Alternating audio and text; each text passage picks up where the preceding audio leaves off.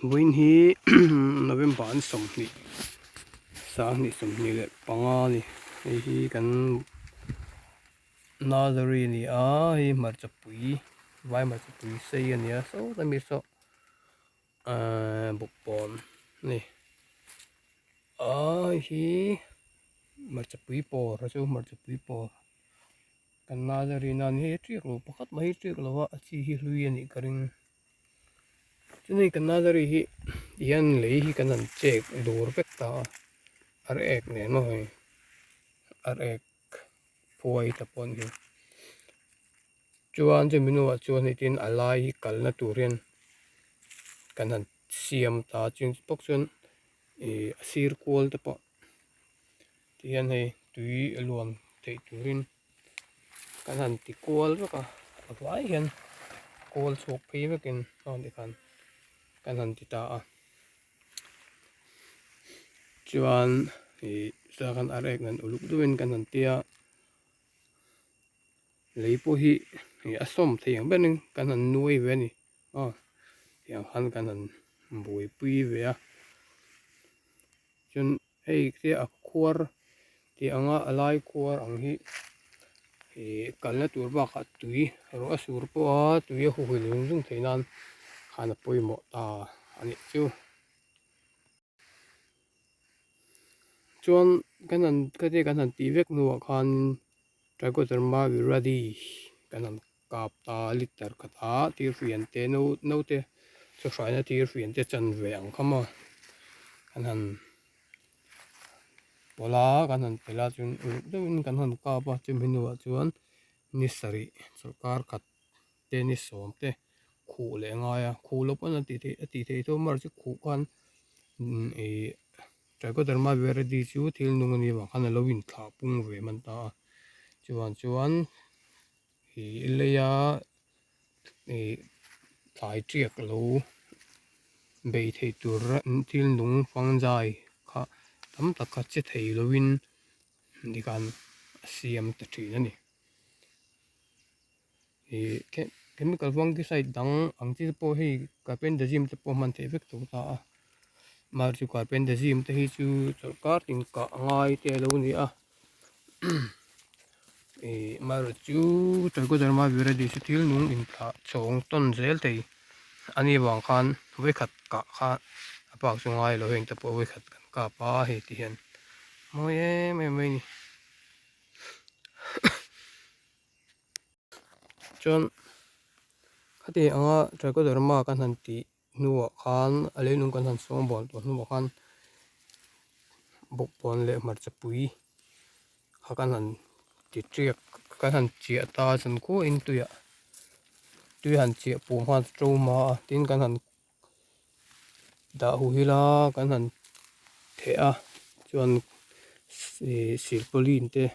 le kan hmu rem chan ang sarang lam chi te han kan han khu a triak khar ko mai hei a khu na turin ya changel na dam kum na chun broccoli te po kan khu thina a thareng amar chu lum matlang tok lo wange enge chan chu ka hre chi lo na a triak ka nan hon khan a eng a no eng thrin ma khatin khan om thina maro chu sarang khu chu khati ang no eng po ko om lo ni chuan chu na tha em mai ni mar chu triak kar man kar khat vel kan kuwa an ti tan po khan triak zo har ri ko ai peilon thak ani chuan hei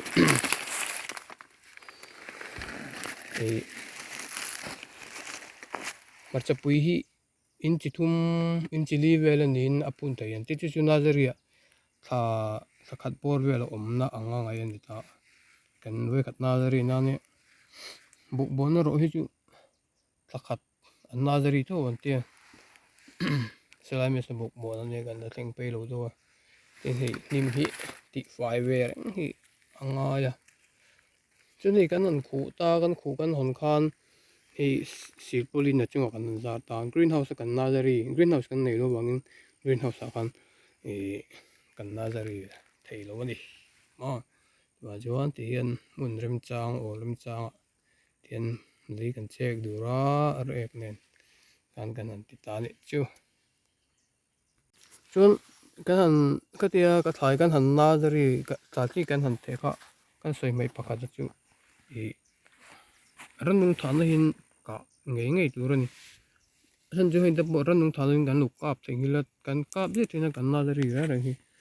mar chu kan lu thei ngil met tun tu minga ti re ngen man phong mir ten kan vai hmarchapui chi a na sa chuan zo hmarchapui por pe chu at ei zo ma dan ni thum jan ni kat til tu tak taka kan han ti thale mar chu a om zia ta chuang lawa trek butur om ta chuang lawa hi bawkbawn chi ni ai a kham mai an thri hi dik hu no me ni mo hian takhat vel ani so ka ni vel te om na chunin e an phun hun to mai don ani de boy mo chuan e hai Nusery ni mun hi nilum dam lam a chun ti hi thazok ti ang ni kang mun hi thazok en tia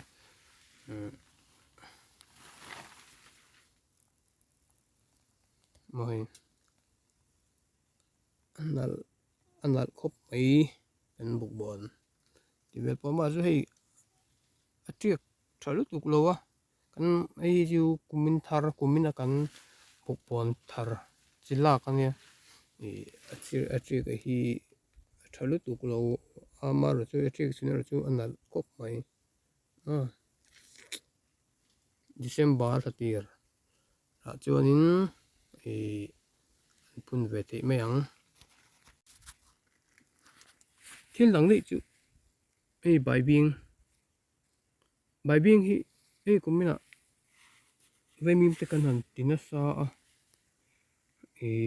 fa wang lama bar thla a te pawh vaimim hum te kan han ti fai a ro te ra tla deuh bawk nen bursa ei kan Nusery te pawh huta bai bing hi tian hei a chawk thar ring mai tu chun greenhouse a hmun hma nei chaila greenhouse a tui nen en kul taila thal thlasika bawkin i a thar thei mai hi ka ring ani a chi hi Nusery te pawh in a awm ve thei an tia a ti chi ve thei an tia chuan e hmun hma nei tha deuh han nei a han tih hi chawk awma e chan chu a to wang lai be chuanin a to ro pe mai siam a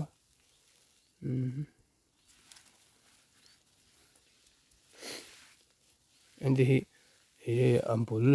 bul chor ania a chi chor pangai ani lo ma ma chuan hmun ei to sia a van lai tak tak fur tir chho anga te pe chun sa tan tir chho chun hmun hma nei tha tan chuan bai bing te pawh hi tih chi don te hian ka hriam a chuan han ti sin te u ti vel ta ni Trichoderma Viride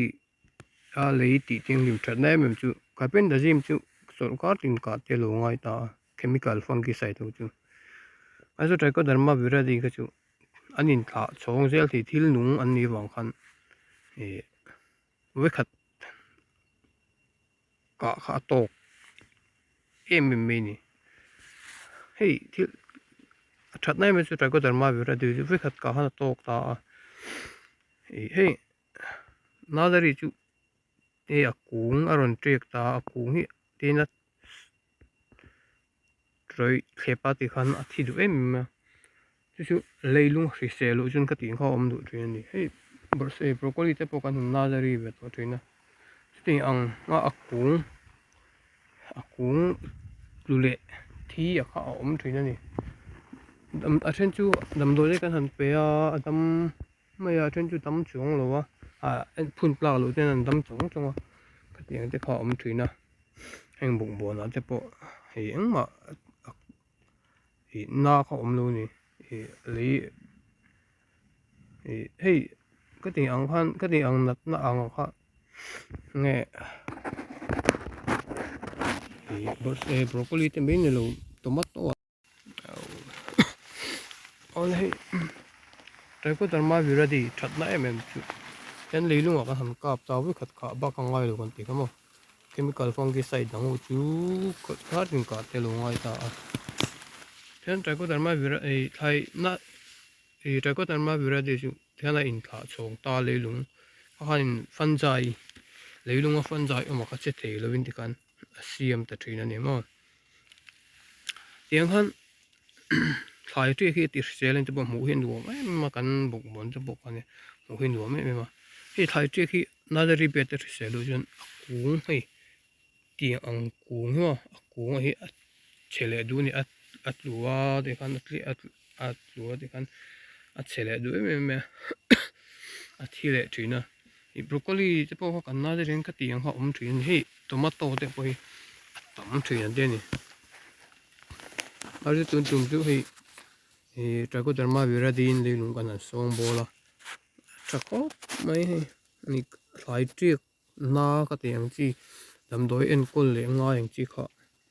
ta lo reng ma và chuyện Trichoderma viride leilung song bol Nusery bed leilung song bol ti thiang ni mai hi ka support has trafop mai di ka kan sei du a chuan chu ba ka chun Trichoderma viride chu khami khan kha thil nu khan in thai tan le ya chu tha siam ani ten tia tin a hna han ka te pokan ran bo ro ka tanga na kai tur te poka Trichoderma viride khan in a veng ve thei an tia và chuyện Trichoderma viride thiếu sót chút mấy nè ama rồi chú lui lui tục chú man đầu tuổi nè thar làm mà biến kha atra chemical anh nè lo wangin ma chemical anh nè lo wangan thar làm kha tha tin đâm đôi chỉ đắng hôm nay chuyện man pol lo tuổi nên tên fungicide chemical fungicide đắng hôm nay để biến man chi mê lo man pol chi mê lo anh tia ran thằng này nè rồi cho nên man pol chi anh ấy man pol là bơi lo về anh tia nè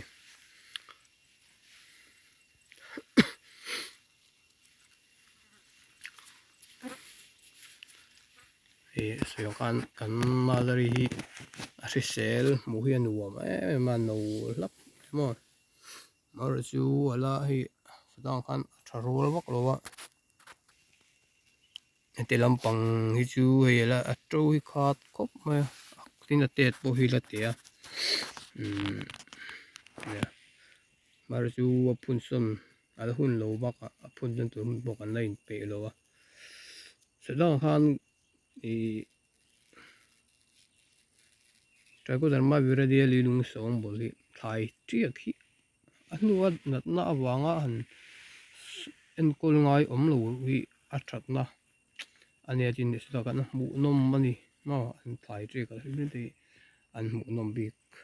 em mani Nusery thai an selo ka broccoli te pukan ti ta tiang ku hi an kli an luwa kung he sang no la ka hin an khep ta khating kha en kol dam lem mai la tam tak chu phun tlak phun ta na ei om ang kha atam mai mem to thina chuan leilung som bol nan Trichoderma viride kha apui mo ala u tha ni ti kha kan fak te luam du bok ani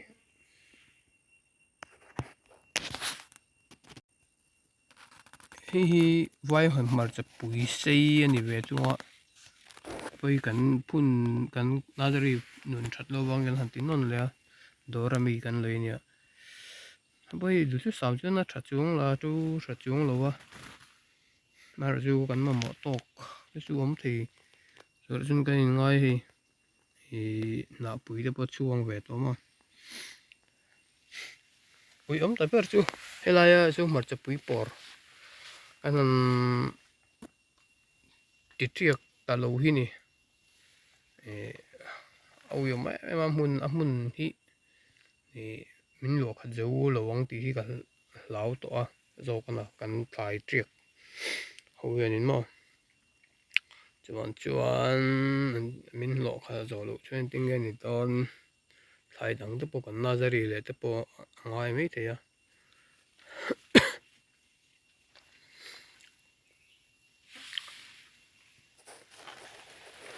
mar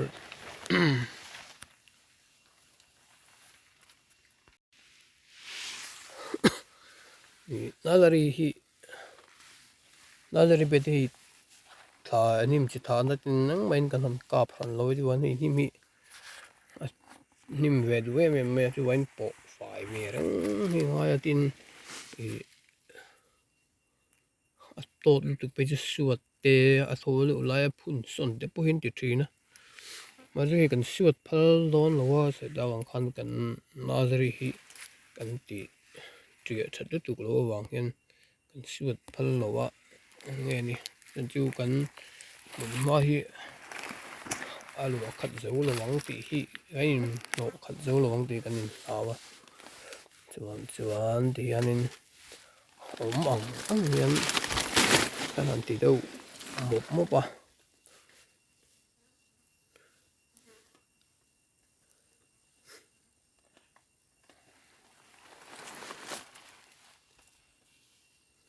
kaya chuan bo chu ni se pathin zara chin na dang de tok lem lo ni chuan kan ma mo ang tok chu triak thei tur a hian an ngai chin ni la chuan